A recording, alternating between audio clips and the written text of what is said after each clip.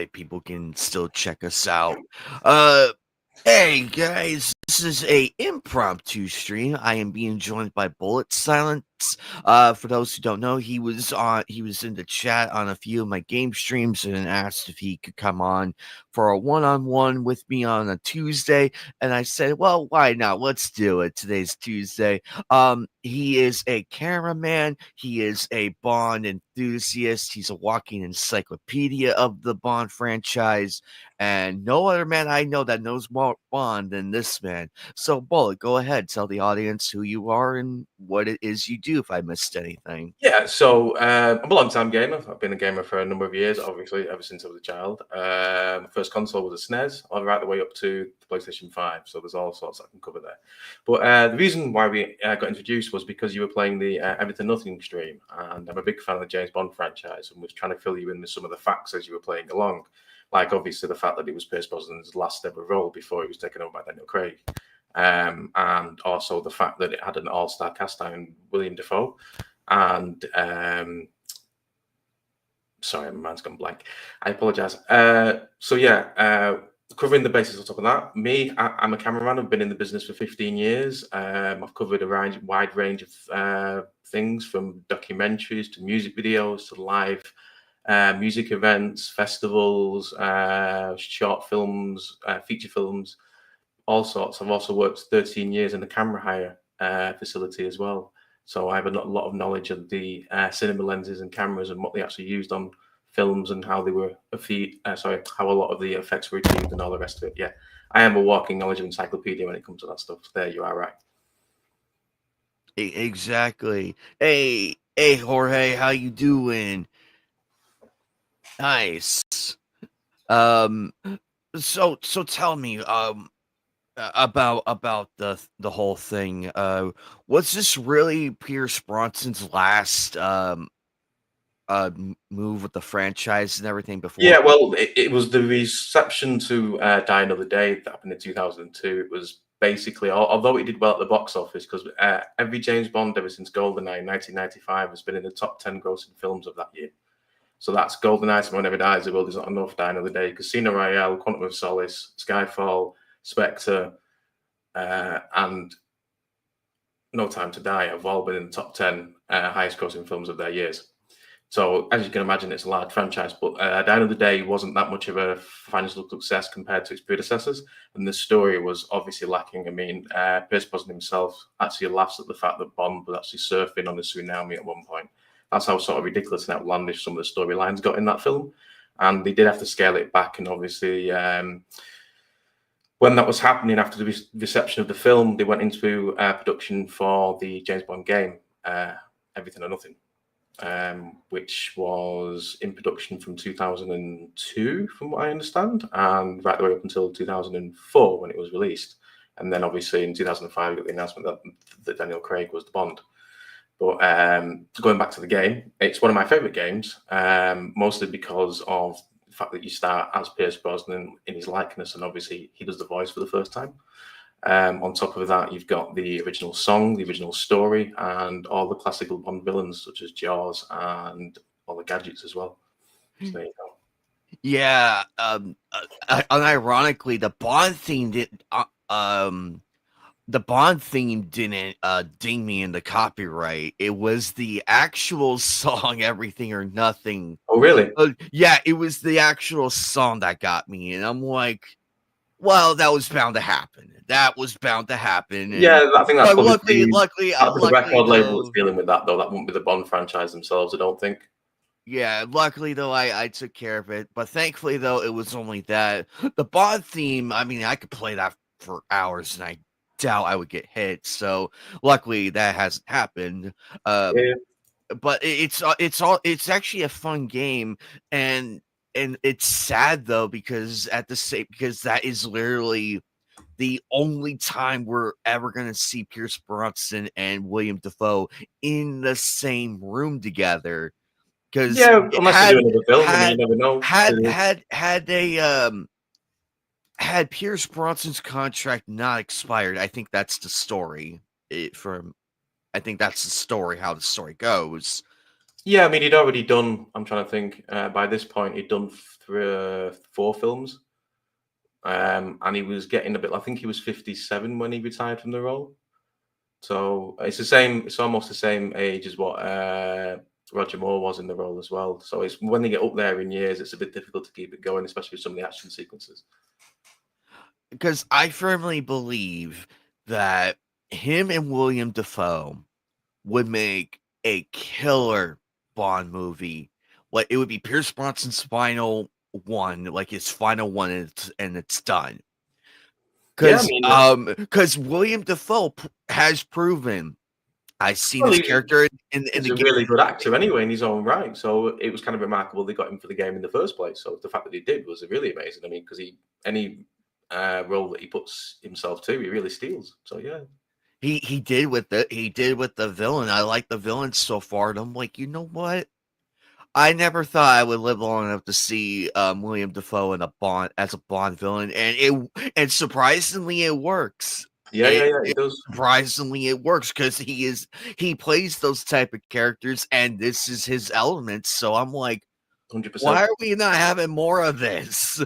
Um, but it's so sad though because him and Bronson could have made one final film for Bronson. This would have been Bronson's last film. Yeah, I And think also the Broccoli family who own the rights wanted to go in a different direction with it by that point because, like I said, Dine of the Day didn't receive very well. It was over the top action.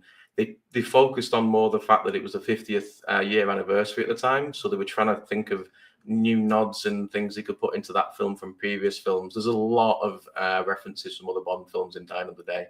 That if you look really carefully, you'll go, that's from Thunderball. Oh, wait, that's from Goldeneye. Oh, wait, that's from Russia with Love. You know, there's loads of little things like that in the movie.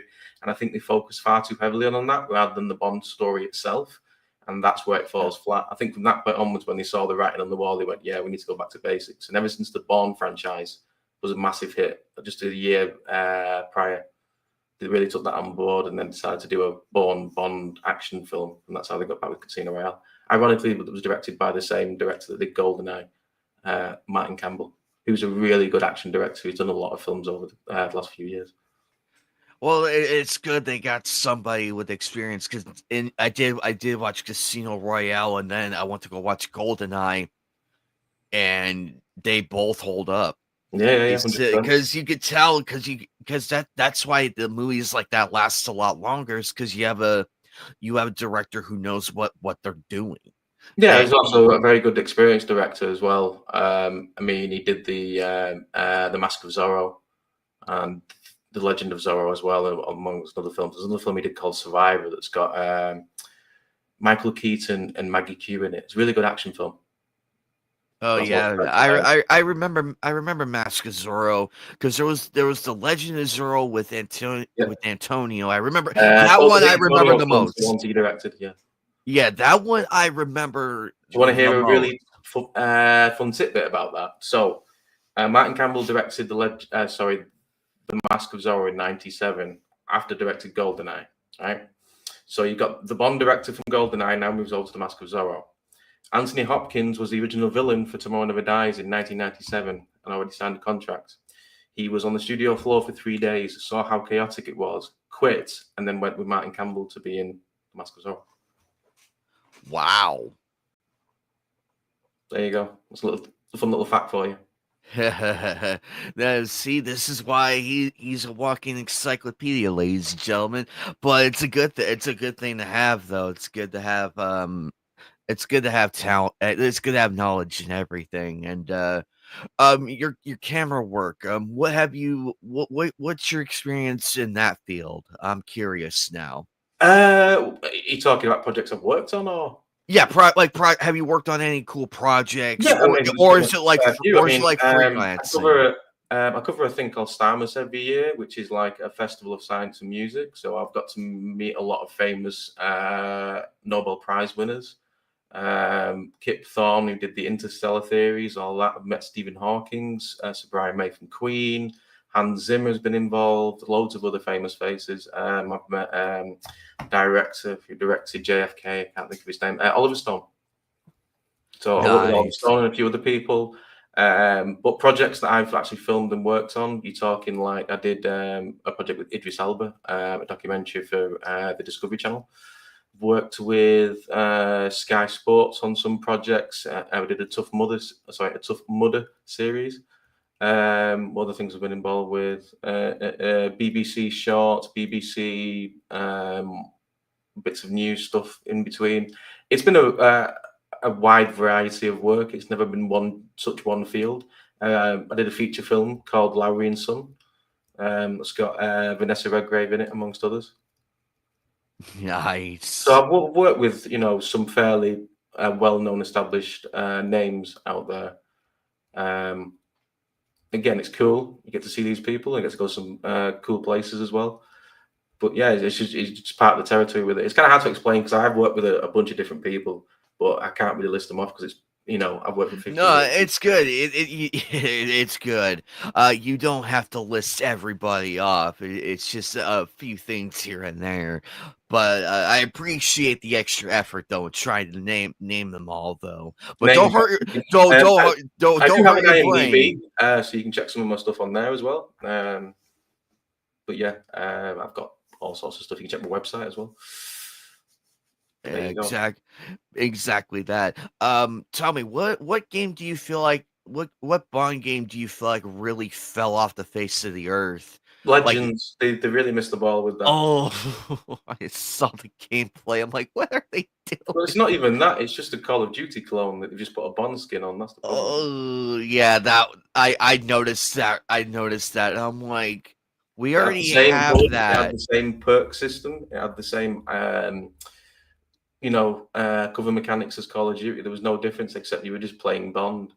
But you don't want that from a Bond game. You want to be, fully immersed and have the cinematic experience. And I'm hopeful that the new IO interactive Bond game that's coming out, First Light, is going to change all that. I saw the trailer for that, and I actually wanted to ask you about that because I saw it, and I like the premise of it because it's going back like to the origins at that time. Because like with Daniel Craig's character, Yeah, it's similar I in a think way, it but it's was also a smart move because they've isolated themselves from the character, which means they can do whatever they want with this character now. So as it progresses, they can do any sort of story they want. They've got their own Bond. They don't need to worry about what actor they put in the role. So from a design standpoint, it's a smart move on their front. Going back to because the sort of key mechanics, though, IO Interactive have been going for 20 years doing the Hitman series, and we know how good they are at, basically virtual sandbox kill machines. They're fantastic of how to kill people in a variety of different ways. So they've already got that covered in terms of the gameplay and the mechanics. It looks visually stunning, so they've got that sort of covered as well. Where it's really going to show if they've got the chops is in the writing and the direction of it, and see if they can pull it off with engaging gameplay where people actually go, yeah, I feel like I am Bond in this situation and moment. So it's all about keeping the ebbs and flows. Like I can understand if they do something like an Uncharted sort of gameplay loop, like a narrative sort of story that way. If they did something like that with Bond, it'd be fantastic. oh, absolutely, and the Hitman series is a lot of fun. I need to get back into that series because I didn't give it too much attention, but now I'm like, you know what? It doesn't hurt revisiting because Well, I think over the next month, if you play the game and you play the Lashifa download, you actually get a new skin for First Light when it comes out. But I think that's only available until like in the next few months until they pull it off the actual World of Assassination. nice. So with First Light, I like it because it's going back to basics, and it doesn't hurt doing that. It doesn't hurt going back to basics, No, not at all. and it's providing like a fresher story, like the origin of it. Because and correct me if I'm wrong here. Go ahead. In all the films and all the movies that we've seen, we already see Bond at his highest, at his best, but we never see the how he got there and everything. I don't think we ever have because I'm trying to. Casino Royale touched in it at the beginning with the 2 kills. Oh, really? That's how he became the 00. Yeah, because the first sort of 5-10 minutes of that film is him earning his 007 status. Oh, that's right. That's right. You're right. Because he said, how did his man Casino. die? He said, not well, because he basically had to fight him in the toilet and then smashed his head in with the sink. And then he turned around and says, well, don't worry, because the second one is, and then shoots him in the head. And he goes, yes, considerably, and walked away. Exactly. So it did touch on that already. Because it's amazing what they're gonna do, and I like how Bond looks. I saw like the character model and everything Mhm. for that one. He looks good. He looks He does good. look good. I'm like, They've also okay, got a scar. They've also got a scar on his face, which is actually from the books. So they've got that right as well. yes, and I look and I'm like, okay, they're actually basing a new model. They're not borrowing from the established models. They're going with something new, and I like that. I'm like, okay, I can live with this. I can, because I as much as I love Pierce Bronson and Sean Connery and all the greats, it does not hurt to put a new face in there. It does No, not not at hurt. all. I mean, they've And done it before though, because they did it with Agent Under Fire, because that wasn't a Bond per se. That was a made-up version of a Bond that was kind of between Sean Connery and Roger Moore. So it's not the first time they've done it. But I could tell though there were some but upon closer inspection I do see references of Pierce Bronson and a few things. Not the full likeness, but Yeah, there well, they're are going to take certain inspiration, aren't they? Because they've come yeah, before, so obviously they're going to go down that road. Yeah. So if you can see it, I understand why.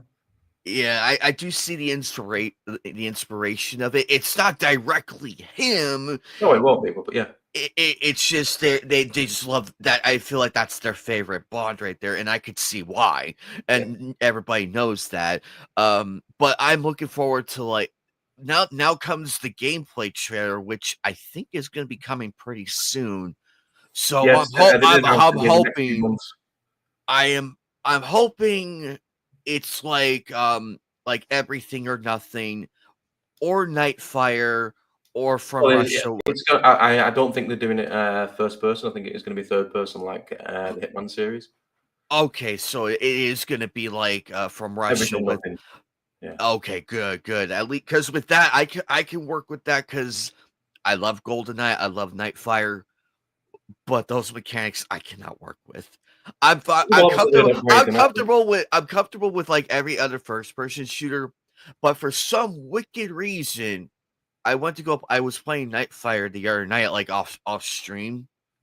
I could not for the life of me get it going. I had to The worst one for me on that game is the underwater sequence with the car, because the controls on that are just terrible. Oh my god, I'm like, it's a good thing I'm not streaming this because I would probably spend 20 Yeah, yeah, minutes yeah, yeah. trying to Easy, figure this out. easy. And and I've that's done the not same. good. No, not at all.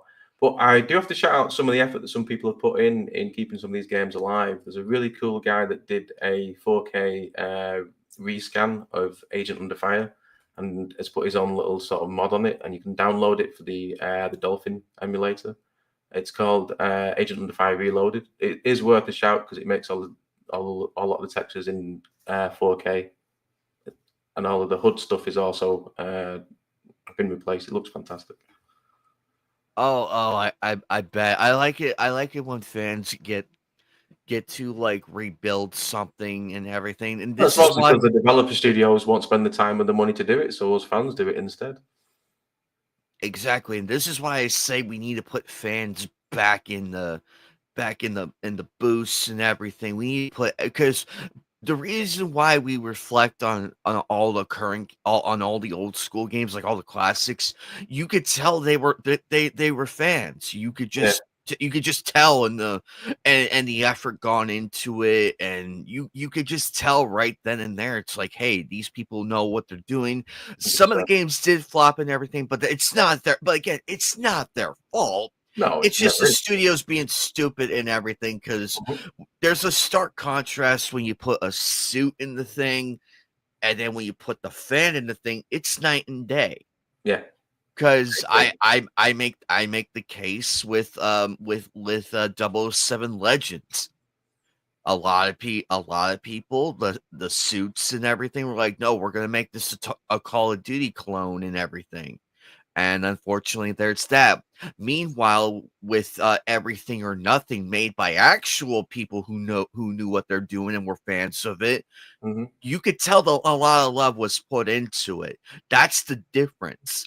The love, the care, and everything. Yeah, Yeah, games then. the cliff diving part, that one I did struggle with. Pray tell, and Yeah, yeah, yeah. luckily, About that. luckily the tank, the tank, um, The one in Russia. yeah, that one, I had fun with that, and That was a good level. thank God I was the gunner and everything, and not the driver, because I don't think I could do both simultaneously, unless, of course, if I'm firing the cannon and all that, then that's A-okay. Yeah, so if But you're on rails, it'd be better with what you're saying. yes, and I like the fact you could switch between, firing the assault rifle or manning the cannon and all Yeah, that. yeah, I yeah. do I do like that because 'cause you're not stuck in one Well, spot. you've got your options open, haven't you? Yes, and that's one and that's quality of life I like to see more in gaming, like, give us something Give more us more options. more to work with. I mean, Yeah, I could sit in a tank all day, every day in one spot on most games, but in that one, I had more control and everything of what to do. I mhm. Either way, the enemy is going down. It's just how I go about it. I remember the Um, vehicle models for that time, especially that game at the time, were really sort of high fidelity, especially the Daytona bike that they did, and then also the Porsche Cayenne Turbo. Both of them were really impressive renders of the day. Now they don't look so good because it's a 20-year-old game, but back then I was really impressed with how well they looked. exactly, and I like I do like the settings and everything, like where we go and all of that. I feel like they captured all the beaches, the buildings and the scenery. Because if I feel like they actually do their homework and everything. I know they take certain liberties here and there Yeah, I mean, when it with comes the to that, narrative storytelling. but here though, it's actually good. Yeah, And I'm like, okay, I can believe this. I can believe because everybody has a house somewhere near a beach. yeah, That is realistic enough for me, but it doesn't break my immersion of the game. It doesn't break no, it one bit, I agree. because it's stuff that actually makes sense, and it's like, okay, we do have a safe house here in the middle of in the middle of the woods. Yeah, That is very believable because I've heard stories of people having, and I know certain people who do have houses in the middle of a yeah. forest and everything. So it does, as long as it doesn't break the immersion for me of the game, I'm completely on So I think board that's the with. same with a lot of things, but especially with narrative games. As long as you're not broken from that narrative or the illusion, I think everything's fine. Because I do firmly believe that it was 003's hideout, and I do believe it, and it was a lot of fun. Chasing after the plane chase, that took me a little bit though until I realized I had to go Oh, on when you onto have the to capture cart. the plane at the end and go up with the bike. Yes, Yeah, yeah, yeah, yeah. I realized I had to jump off the cart that is parked there to get more speed, and Yeah, I'm like, "Okay, I realized where I messed up because I didn't fire or anything, I was more focused on the plane." I'm like, "I just wanna get to the plane, just get me to the plane. I don't care about my health, just get me to the plane." yeah. So Um, that's in Peru. That when they come off, when you set in Peru and then you get them to the plane. Peru, oh, it was Peru. Oh my Yeah, god, yeah, set in it Peru. was beautiful, for a PS2 game. That looked really nice. I Yeah. liked how Peru looked, and I firmly believe it's just as beautiful as it is in the game. Hmm. So that's what I love about it, and I cannot wait to play. I'm planning to play From Russia with Love after this one because I heard it.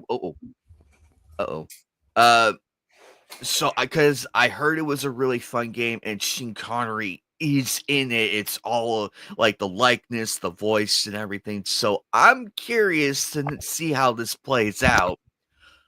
But for now, I could safely say Everything or Nothing is a must play because because once you figure what does what, it's so simple. And the driving mechanics do take a bit to get used to, but like I said, figuring it out.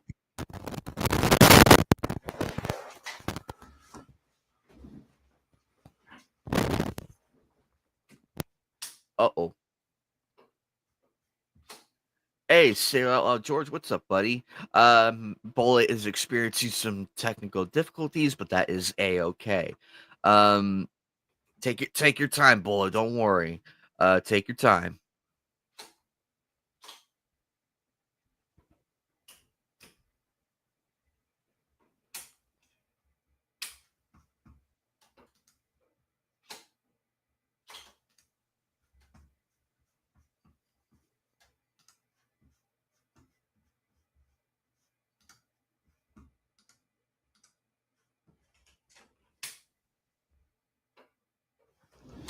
Shit.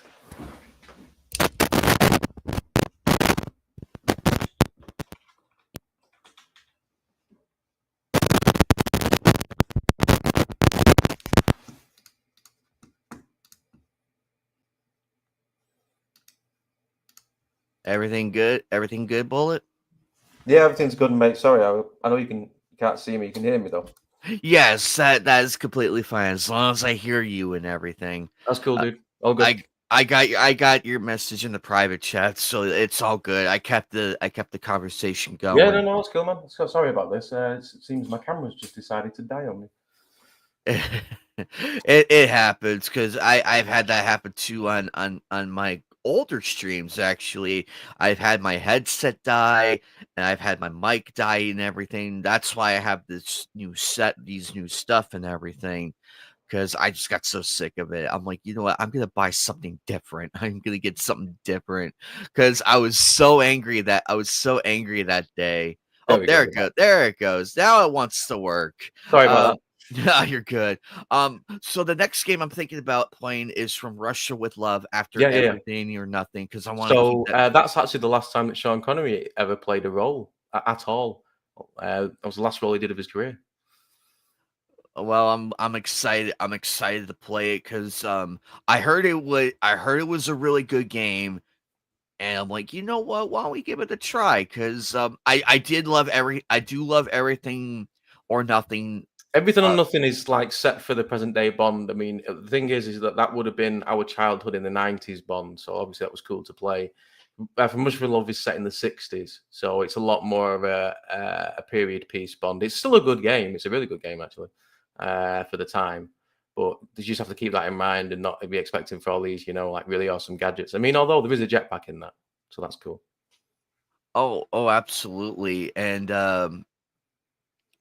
I'm excited for that one, and I'm glad that Sean Connery got to play Bond one last time before hanging it up for good. Yeah. And Because he did The Legal Gentleman was his last ever feature film, and that was in 2003. And the From Rush with Love video game was 2005. So they actually got him out of retirement for that one. I bet he's like, as long as I can still do everything and all of that, then Well, I'm he only did good. the voice. He didn't do any of the motion capture. Really? So they based it on his likeness, but not the mocap. Yeah. That make actually, you know what? That does make sense. Well, it would That have to because Bond in From Russia with Love is in his mid-40s, I think, and maybe late 30s. And at that time, I think Sean Connery was in his 70s. yeah, I'm like, Yeah. yeah, we'll give the mocap to someone else. We just want you to provide the voice and everything. Yeah, it's just really bizarre seeing a 40-year-old James Bond sounding like 80. Yes. Well, there you go. Oh, exactly. I can't wait to play that game though. I'm gonna have to skip though. Unfortunately, I'm gonna have to skip the intro cutscene again because Warner Music Group and a few others they just love throwing the copyright hammer on things. It's like we're Yeah. having fun here. Leave us alone. We just Intellectual want to play. property. It's ours. It's ours. You can't use it. It's ours. Yeah, it's like we just want to stream. We just want to stream this game and have a great time and not get bothered by the copyright system. Let us have our fun. It's like, no, you're not allowed to have fun. Um, what Bond film do you think that fell flat but really could have worked if given to a different director?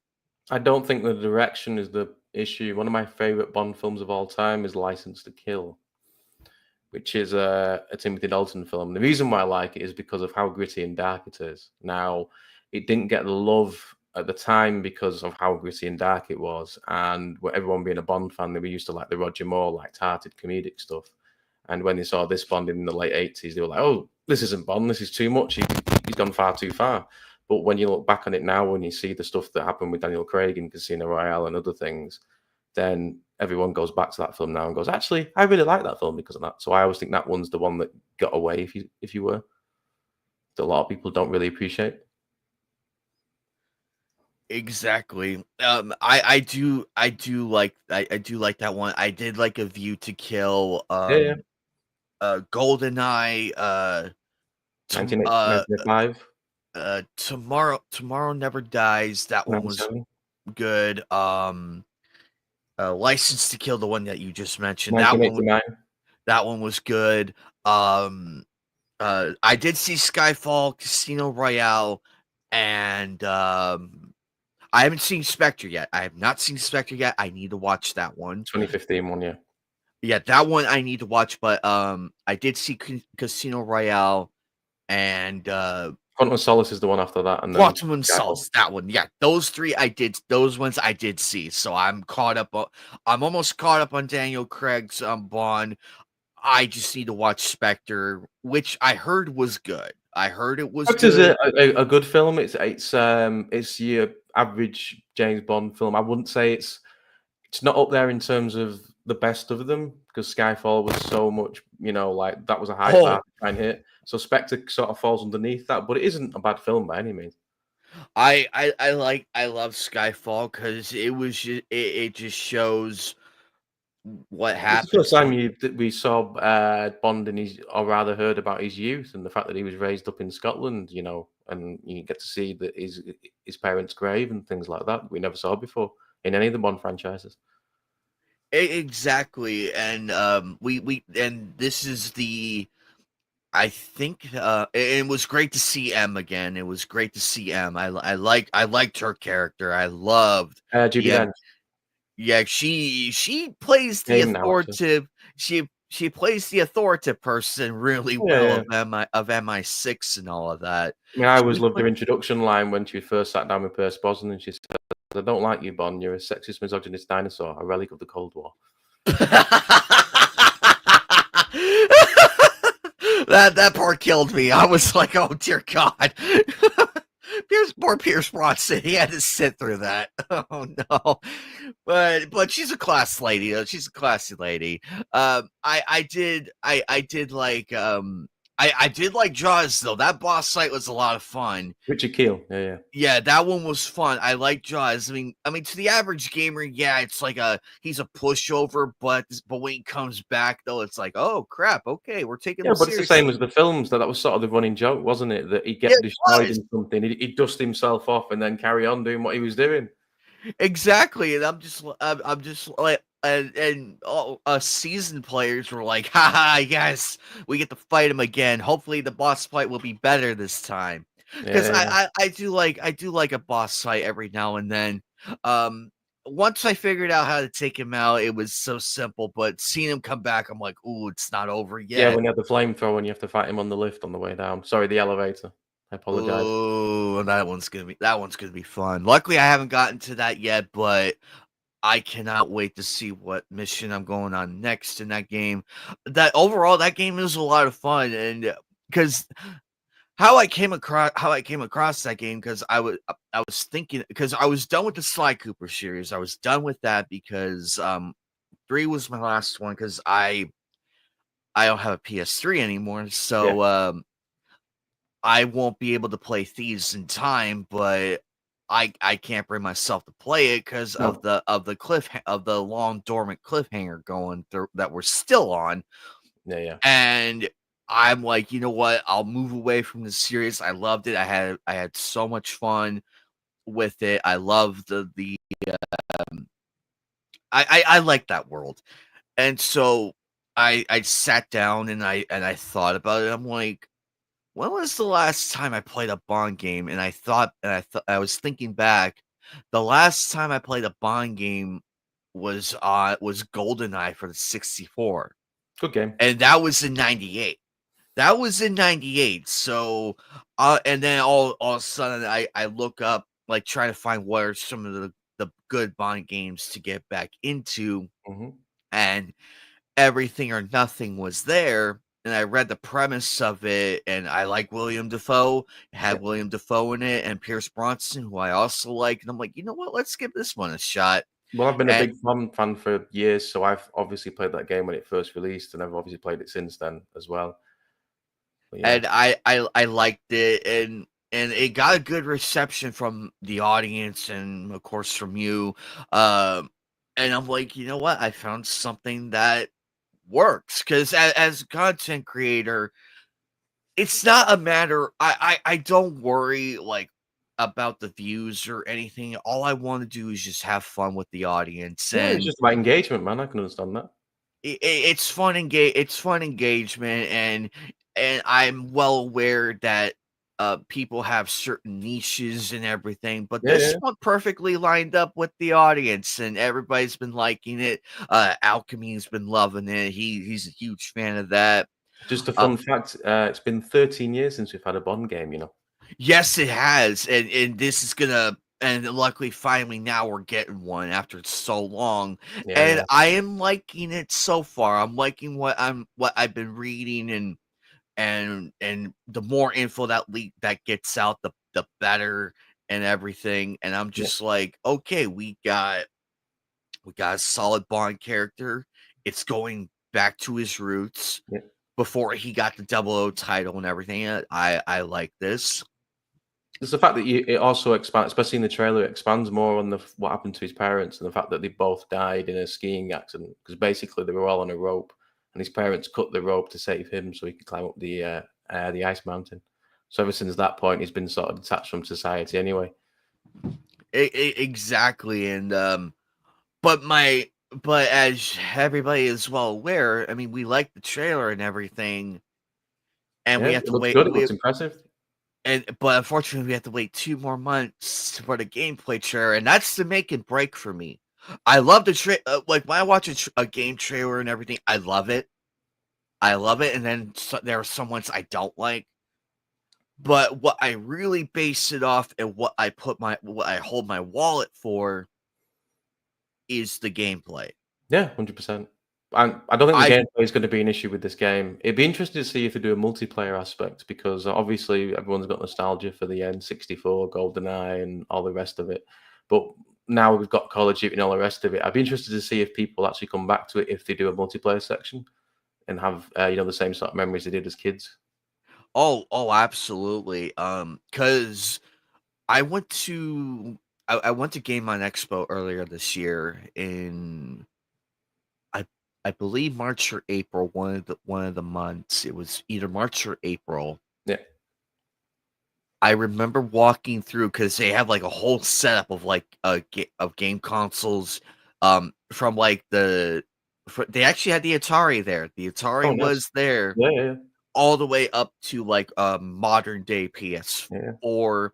The Magnavox Odyssey was the first ever console in 1972. I did see a lot of people playing GoldenEye. There was, like, a huge crowd, people playing GoldenEye and Yeah, everything. yeah, I yeah. did see that. So, it warms my heart to see a classic like that still get love after all these years. Yeah, it was a fan of so Now many people's childhoods. I'm sure it started so many wars between sisters and brothers playing it. oh, trust me, I've been on that one multiple times, and, I remember the I vaguely remember a few of the hidden characters, as Oddjob was a good one because once you picked him, you couldn't fire at him because all the bullets went over his head. I was wondering why I couldn't do that and why I kept getting killed so many times. I'm like, "Oh, I'm firing over his head.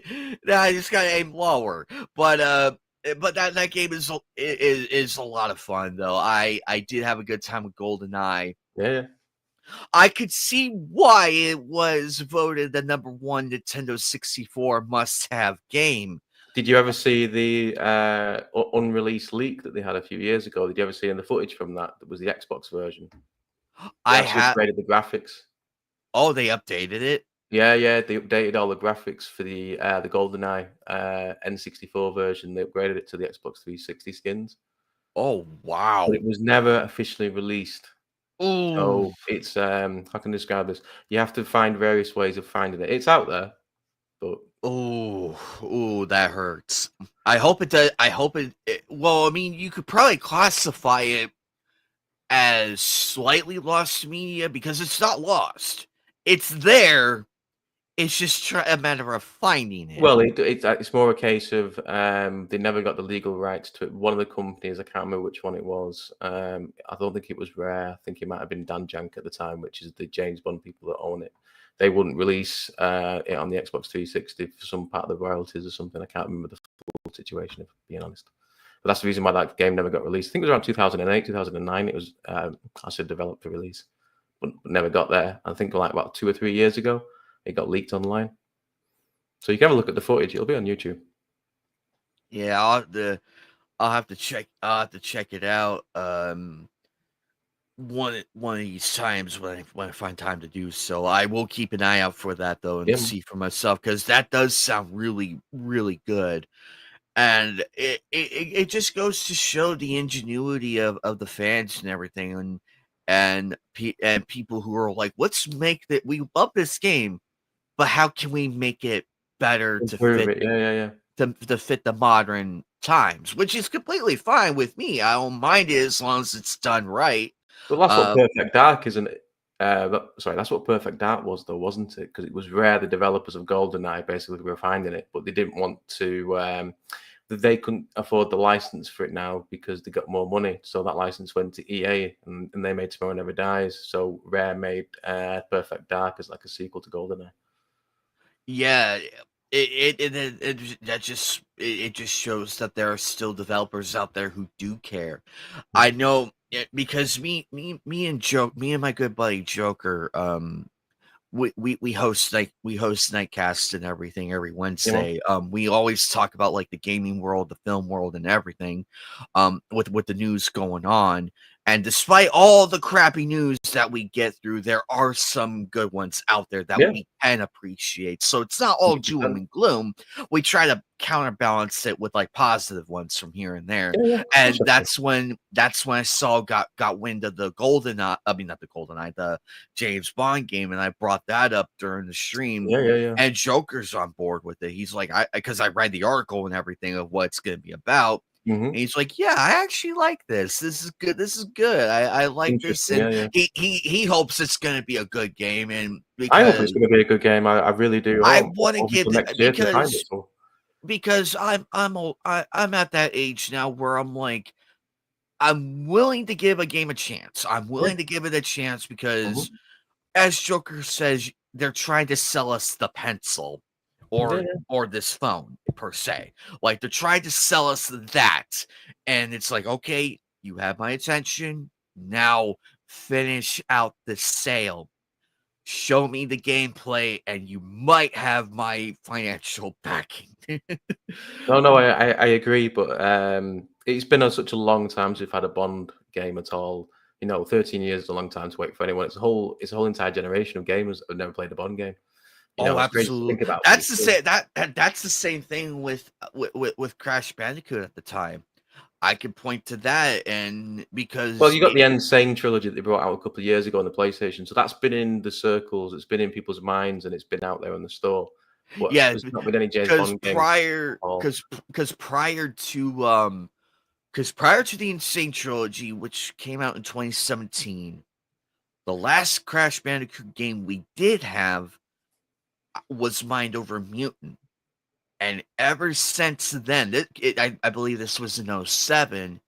So we had Yeah, a decade of no yeah, yeah. Crash Bandicoot. So It's a I gap. could It's a big gap.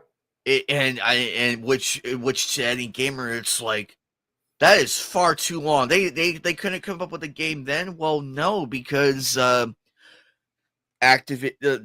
gaming market was different. The platformer genre was still strong and everything with Mhm. Mario and all of that. But when the Insane Trilogy Kate was first announced, I jumped for joy because I loved the originals. I did like Wrath of Cortex despite my rants against it, Yeah, yeah, and because I went on a long tirade on that one yeah. during one of my game streams because I also think, I'll break it down shortly for you. I'll keep the short version. Too much meddling from both the corporate, which is Universal, and too much publisher meddling. It was yeah, not Traveler's Tales' fault. Traveler's Tales wanted to make a Crash Bandicoot game that still stuck with the original games, like the running, jumping, and sliding and all that, yeah, and put some vehicle levels here and there. It's not exactly a Crash Bandicoot 3 ripoff. It builds off of that with like yeah, yeah, what's already there. yeah, yeah. I I like understand. I did like the story and everything with the elemental mask. I like the story of it, which is completely fine. The story Yeah, was completely fine. It's just a matter of execution.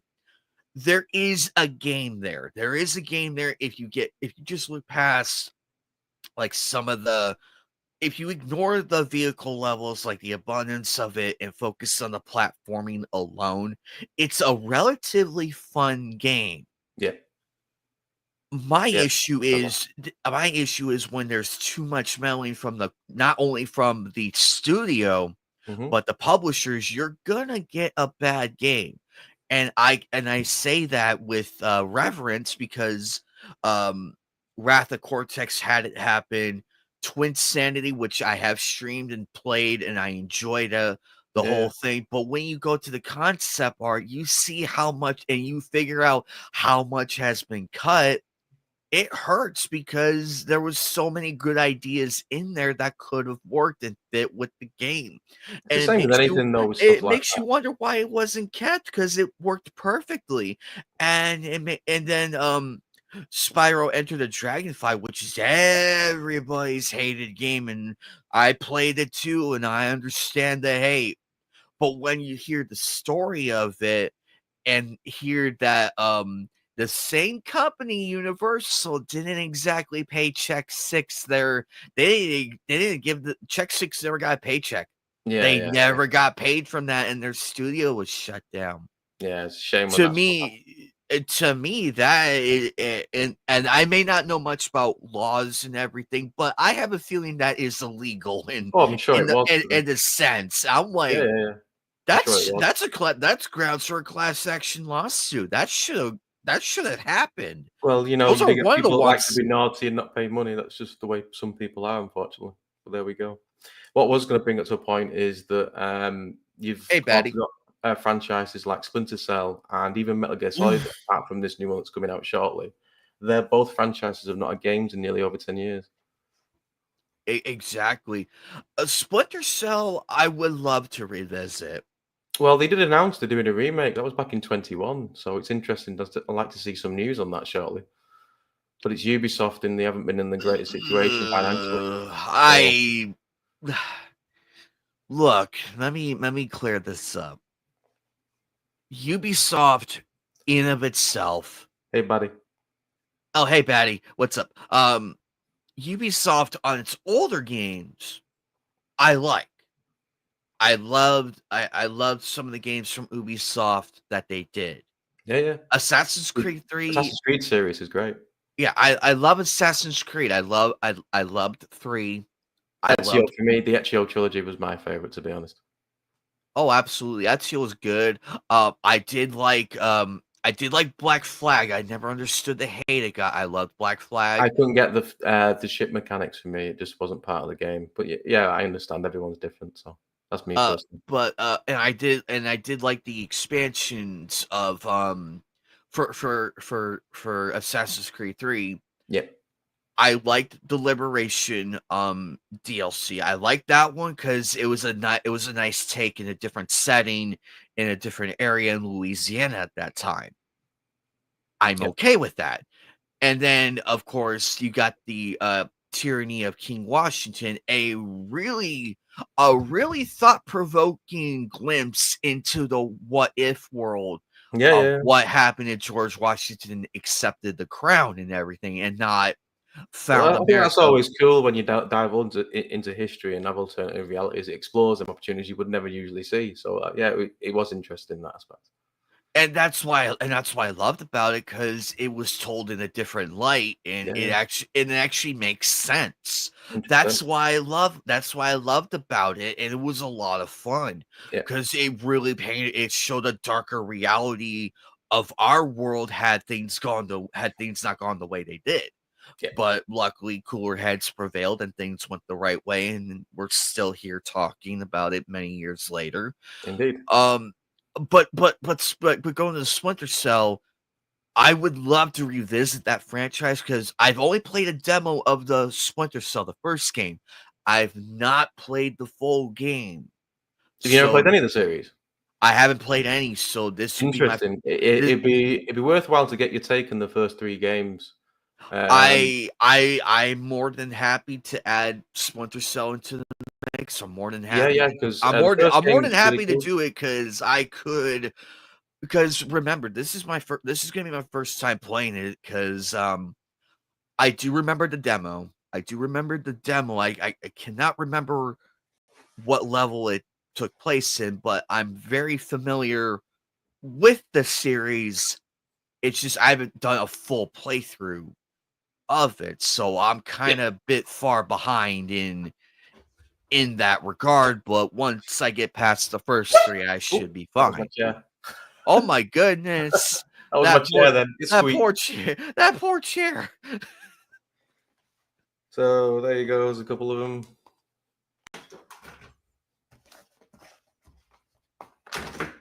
There's a couple more. All Splinter Cell games. But there you go. Oh wow. I'm gonna have to get through. I'm gonna get through all of that. But yeah, they are a really good series to get into. If you play them on the Xbox, you do get the 4K skins they automatically download.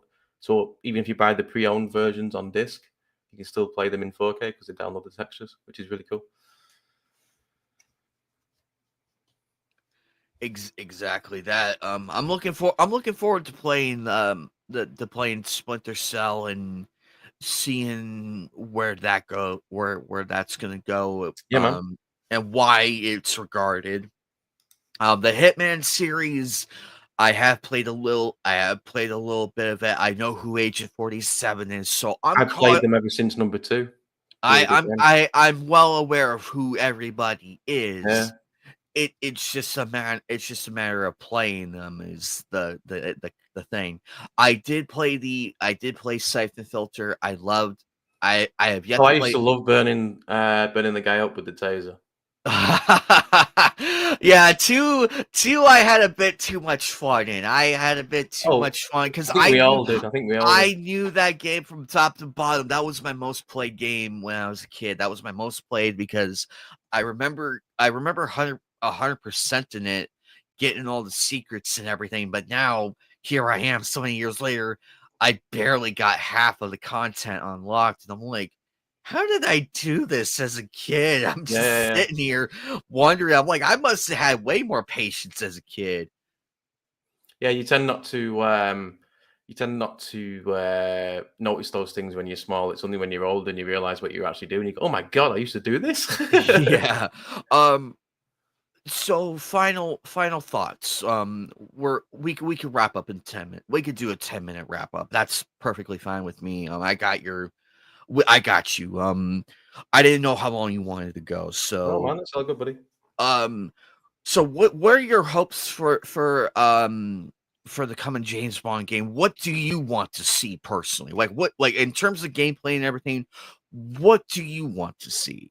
I think it should be a mix. I think because we've been so long, and if you look at what Everything and Nothing does, I think there should be some sneaking elements in there. There should be some missions where you can't be caught. You have to go around with the guards. It should be some cool use of gadgets in there, some nice one-liners, some quips, and some nice ladies to look at, along with an original score wouldn't go amiss. Some nice music, a very good bomb theme as always would be great.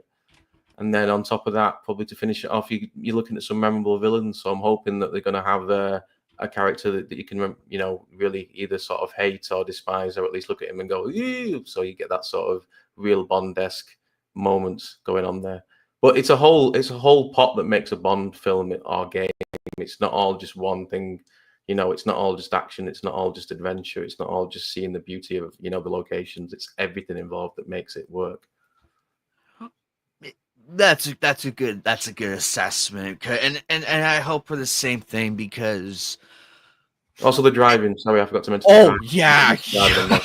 yeah, hopefully the driving is straightforward, like this buttons accelerate this and this, because I feel like that's what they Most of the did. handling that they need to get right. Once they got the handling right, everything else falls into place. They have nailed it a few times, but with it being a different developer and a developer that's never really handled much driving, we'll have to see if those sort of levels hold up.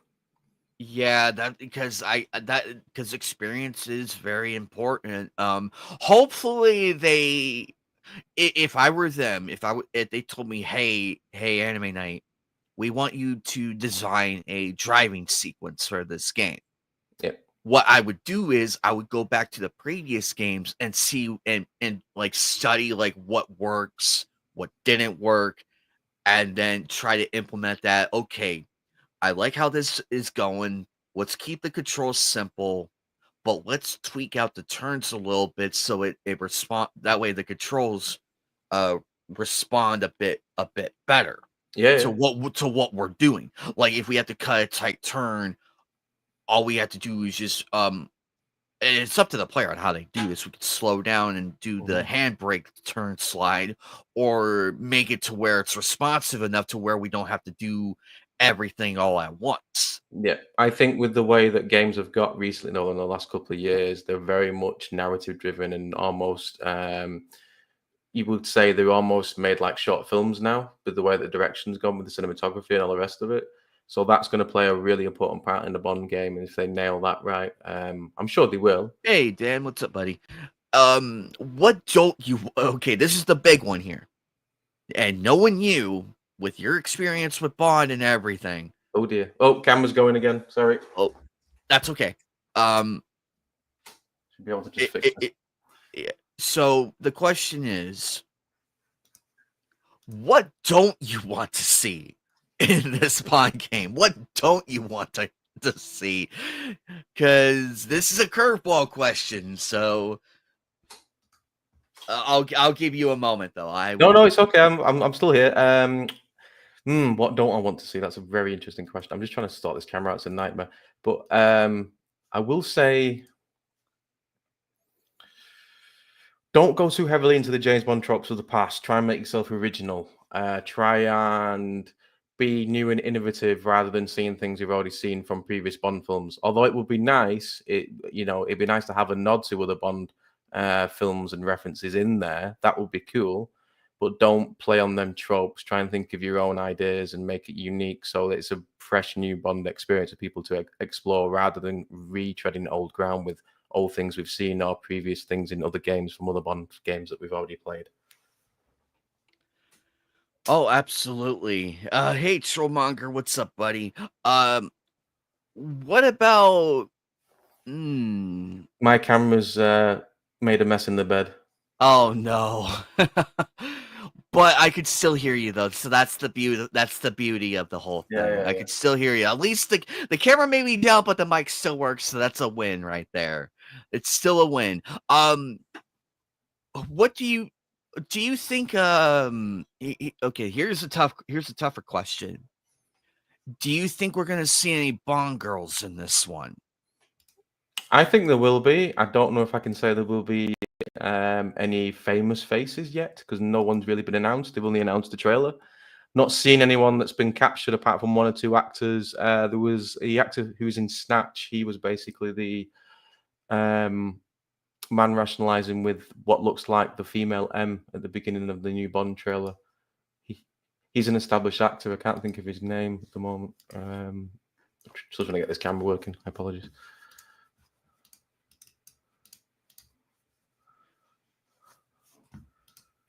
Oh, There we go. I hope so too. Hey, Trollmonger with the 99 Sorry about the camera cents. issues, but yeah. So yeah, I was hoping that maybe they'd just do their own thing and make it they would just make it their own thing, make it unique and make it interesting. So it's not something with used to seeing before and rehashing all ground, because I think they've had enough of that. I think it's now time for a fresh sort of take on the Bond franchise.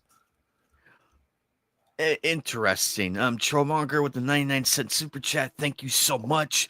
Good to see everybody. If anything, I'm curious who they're gonna get for to play the Bond girls. I mean, there's a lot of faces out there. I do like to see I would love to see a callback Bond girl every now and then. Yeah, I'm sure that'd be great. I would love to see Mayday. I would love to see Mayday again. Grace Jones. Yes, I would love to see Grace Jones again in some capacity, like a nice reference. Like, oh, Mayday is living with she's doing fine. She's happily retired in Costa Rica with her man and everything, and has 2 kids. Well, Something like that. Something like that. I would be happy with a reference here or Yeah, there. no, I was going to say you have to hurry up though. She is 77. Oh my goodness, and yet she still looks good. That's a Plus shock. she's black, so they don't age, you know. I'm like, are you sure you're 77? Because clearly, woman, you look like you could still go a few rounds. There was a new there was a line that's by Pete Davidson in a new trailer with Eddie Murphy, and he turns around and says, "How old do you think I am?" And says, "Well, you're black, so you could be 40 or 90." So, well, that was funny. But so now that we're at the end, Bullet, what do you got coming up, and where can people find you? You can find me over Instagram at Cameraman Chris UK. That's my handle if anyone wants to see what I'm doing these days. I'm doing a 3-day live shoot over at a festival in my local town, filming some UB40 amongst other bands. So that'll be cool. That's wonderful. I can let's see. I could see that happening. I don't know why it just works. But Bullet, honored to have you here. It's been a pleasure, sir. Thank you for having me. I'm glad that we're able to sit down and fully introduce ourselves and have a nice gentleman's meet. Loved having you on the channel. Love having you in the audience. Great to be here, sir. Your Bond knowledge really helped, and also with that, I look forward to doing more and everything. And no problem. Keep up the good work, sir. And From Russia with Love and everything. Would love to. I cannot wait to see that. I cannot wait to hear your insights on all of that. So I'm really looking forward to that. I'll be sure to make sure that you get the full attention of that. But you take care, Bullet. You take care, Bullet. Check him out, everybody. Wonderful person. Cheers, guys. Glad to have him on the channel. Take care, Bullet. We'll